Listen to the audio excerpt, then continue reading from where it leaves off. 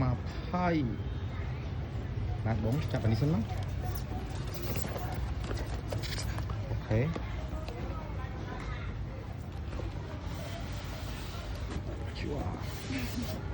វ៉ាវអេមែនតើមិនដែរបងស្អាតអត់ដែរ unboxing ថ្មីចឹងអត់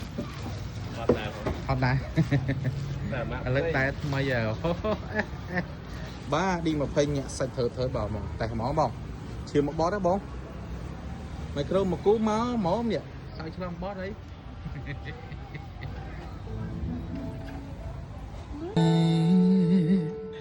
បងធ្លាប់ប្រាប់អូនហើយ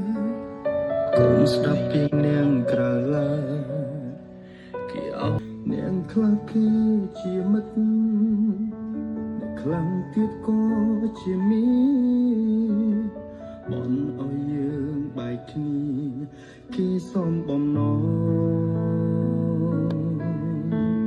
សំលឹងភ្នែកបងបងឲ្យច្បាស់ណាស់ពុំអេកូអានេះហ្នឹងអេកូអានេះស្លេក Hello ជាអូនកុំខ្វល់មាត់ Hello 1 2 3 check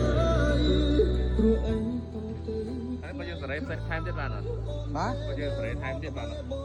សេរីអានេះស្ខានលើក្នុងតេឡេសេរីបានក្នុងតេឡេឈៀងឲ្យចុចអានេះទៅមិនចង់បានតេឡេមិនចុចអានេះទៅវាបដូរម៉ូដទៅតែខ្ញុំឈៀងម៉ូដអីមានទាំងអស់ យើងសេរីលើ app បានអត់បានសេរីលើ app បានទៀតអានឹងនិយាយទៅវាសេរីវាអត់ស៊ីសោះលើសេរីយើងចង់បានស្រាចង់បានធ្ងន់សម្លេងយើងលក្ខណៈម៉េចរៀងអឿនឬអីបំបញ្ញចិត្តអឿនមកបន្ថយអេកូទៅក៏បានដែរបាទបើអ្នកចេះអឿនគេដាក់អេកូខាងទៅហ្នឹង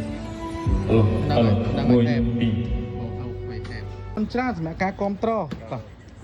អរគុណច្រើនតោះហេងចាញ់ទៅទៀតហើយសម្រាប់តែយក King D20 បងប្អូននេះចង់បាន D20 ជាងប្រូយកទៅតេស្តជាងយកទៅណាកំសាន្តដើរលេងទៅខាងក្រៅឲ្យថតសលេងថតចម្រៀងតទៅបាសផ្សេងបាទហើយមានប្រព័ន្ធការពារទឹកខ្ពស់មកយក D20 បាទអរគុណច្រើន